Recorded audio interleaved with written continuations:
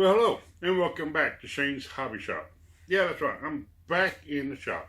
Well, not officially, it's still kind of cold outside. We got snow still. It is warming up, snow is melting, and this is one of the warmer days, but yeah, it's still somewhat cold. But I want to go ahead and get out in the shop and put together something for y'all.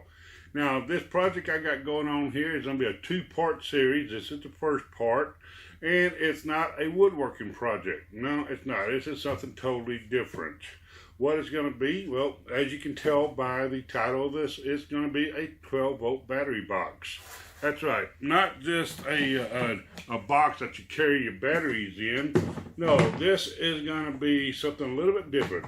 This right here is an Apache case. It comes with all your folded foam in here. It's really kind of, you can tear apart, and you can put things in here to secure it. I'm actually going to be putting this large battery in here, and of course some switches up on top, and we're going to be using this for different things. You can use it for different things.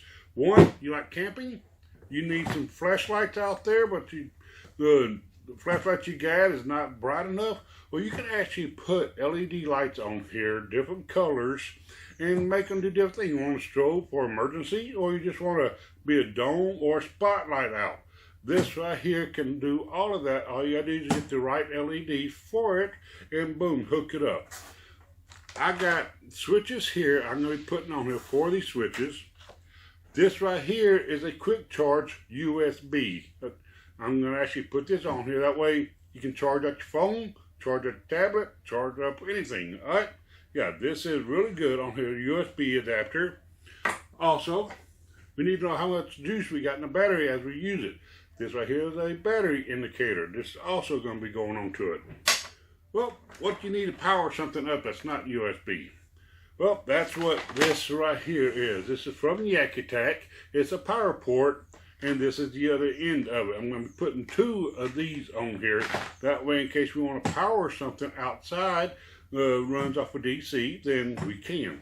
Alright, so everything is going to be on fusible links. I got everything laid out here. Even a battery charger for when this thing does start dying down, we can charge it up. Got my wires, got my heat shrink, got everything laid out. Now, all of this is going to be in the description below with the links where you can go and get it yourself. All right, so let's go ahead and put this together, and we'll go from there. Okay, this is the actual case I'm going to be using. It's an Apache 2800. Again, the links will be in the description below to where you can go and get one of these. First thing what we need to do is take out this foam. Pretty easy, just comes out really easy.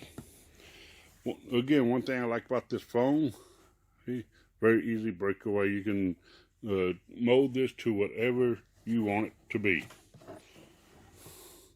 Got two of these big ones in it. This is a solid small piece down to the bottom.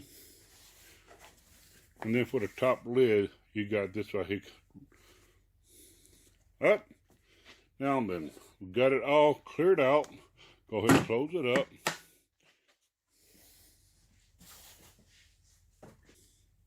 Alright, these are the spots where I'm going to be putting my stuff on the case. This is that quick charge USB. I'm actually going to have it about right there. My battery indicator is going to be there. These are the switches. They're going to be probably here, here, here, and here. And on these here sides here is where I'm going to be putting those power ports for the Yak Attack I got. Okay, to wire this unit up, this is my little diagram right here, how I'm going to wire it up. Okay, I got a couple of fusible links on here that we're going to be putting on there. But yeah, this is the basic setup right here. Again, you can add another switch on here to put LED lights on here. That's totally your choice, or whatever you like. Alright, so what we need to do now, I went ahead and I measured these squares, what I'm going to be putting what on. I'm going to cut these out.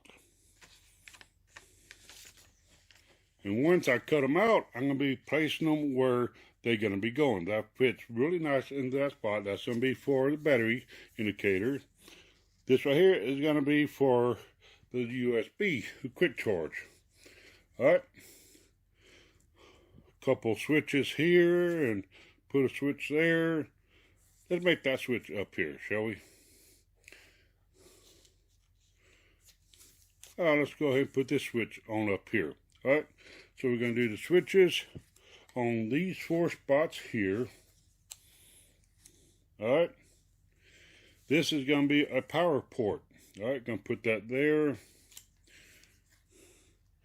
Then I'm going to put another power port right there. Alright. Alright, now these crosses shows me dead center of each one of these are. Alright, now you wonder how I'm going to be drilling these stuff out. Well, the switches right here, the USB port here, and the power adapters, they got the weird, I guess you want to call weird sizes.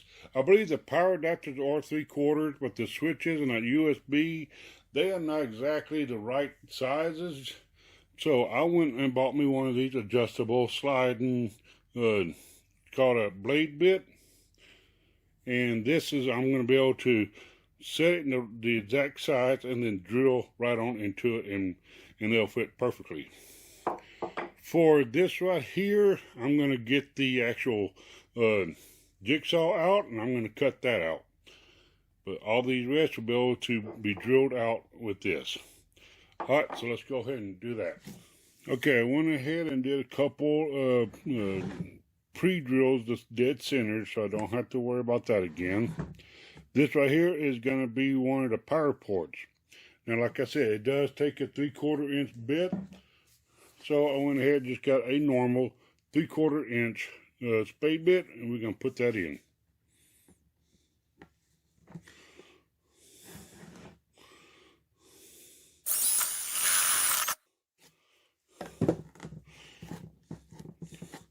Now all we got to do now is just get a little bit of sandpaper and clean that up. That one's ready to go.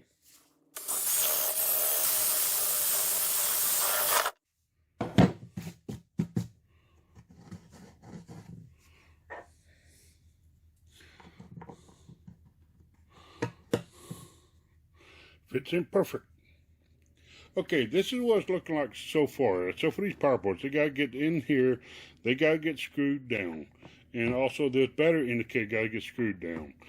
But with the exception of these two these two power ports, all these others are going to come out. And the reason why, I want to silicone it in just to make sure I get them waterproof.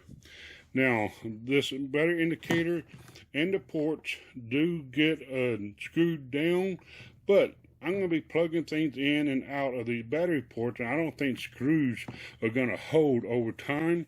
So I went and got me some small little bolts and nuts and some lock washers. I'm going to put those into these here just to make sure that using it over and over again, they won't come out. Okay? So next step is, let's go ahead and take these out, silicone them, screw the hose into here, drill the hose in here, put the bolts in the power ports. Alright.